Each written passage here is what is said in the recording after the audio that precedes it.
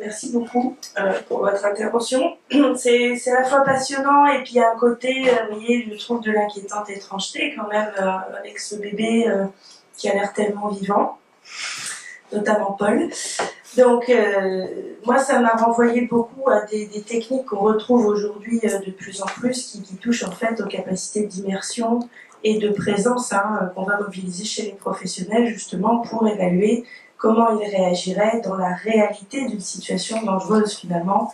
Et là, on met en place finalement le corps, alors que dans d'autres protocoles, on va retrouver par exemple la réalité virtuelle et on va immerger le soignant dans un univers finalement qui n'est pas matériellement palpable comme il l'est ici. Donc je voulais avoir votre avis peut-être, mais peut-être après, je ne sais pas comment on s'organisera sur le temps, mais ma question c'était de savoir à votre avis quel était le niveau de présence maximum entre l'utilisation d'un bébé, en même temps vous êtes en néonate, donc d'un bébé comme Paul, peut-être c'est des protocoles particuliers, et l'immersion du soignant avec un casque ou avec une réalité qui serait totalement virtuelle pour le coup.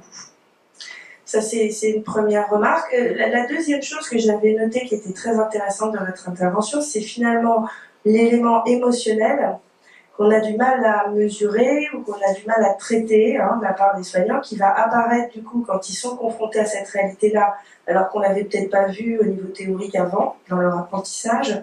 Alors comment c'est pris en charge justement quand on a des soignants qui ne gèrent pas cette angoisse qui est à un niveau maximum, particulièrement dans notre discipline, j'ai envie de dire.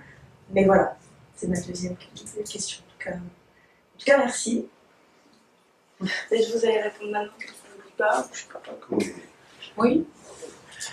Alors, à la première question, effectivement, il existe des jeux avec un casque de simulation et autres, mais en néonatologie, il faut pouvoir faire des gestes.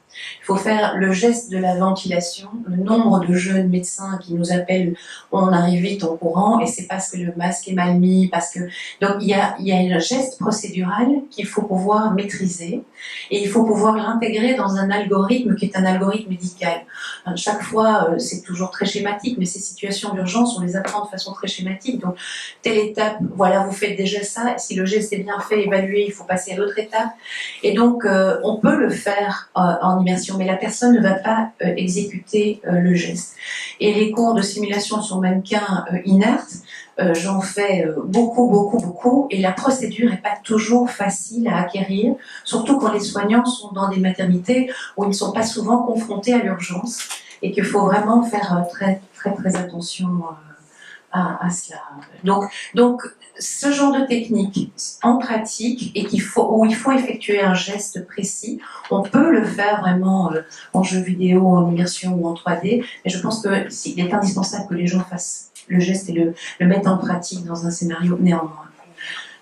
Alors pour votre deuxième question, je présente ça parce que la haute fidélité, c'est très ludique, il y en a qui aiment beaucoup, mais je n'adhère pas à 100%.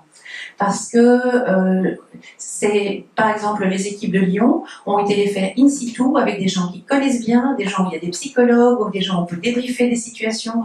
C'est vraiment, c'est une simulation haute fidélité, mais dans un cadre de vie qui peut être récupéré. Quand vous le faites en simulation, c'est parfois effectivement très traumatisant, et j'ai une connaissance qui travaille dans le centre de simulation à Marseille et à Montpellier comme néonatologiste, que j'aime beaucoup et qui vient régulièrement donner ses cours avec nous, qui n'a plus envie de faire de la haute fidélité parce qu'elle trouve que c'est traumatisant.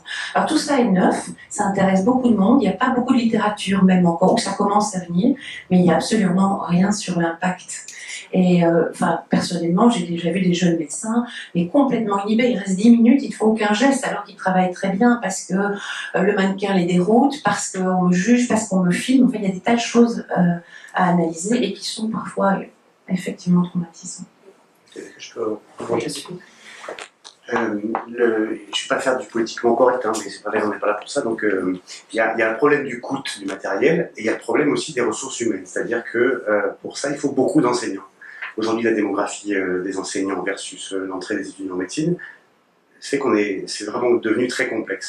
Donc, il faut des ressources. Il faut aussi des ressources de formation pour ces enseignants à travailler sur le savoir-être des étudiants. où là aussi on a beaucoup de retard à récupérer, en France en particulier. Et après, pour l'aspect traumatisant, je vais être encore moins petit, mais c'est pas grave.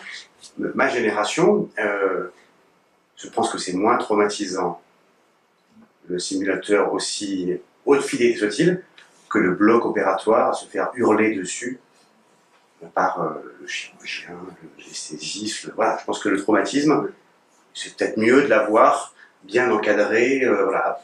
Donc je pense que oui, c'est pas encore optimal, mais par rapport à ce que je pense ma génération, c'était vraiment vieux con, et c'est pas grave. Tu as disséqué des macabées. Non, moi bien. Oui, ça on l'a fait. Parce que dans la série Épreuve initiatique, c'est pas mal. Oui, c'est ça. Donc il y a la violence dans l'enseignement médical. Elle est déjà très présente. Hein. On en parle beaucoup en ce moment. Hein. Une petite statistique, hein, même si elle est très morbide. Hein. En France, il y a un suicide d'interne par mois. En France, il y a un suicide d'interne par mois. Voilà. Donc on a de la marge avant de trop les traumatiser dans les salles de simulation. Hein. On part de loin. Voilà, mais effectivement, le personnel, c'est un vrai problème. C'est très chronophage.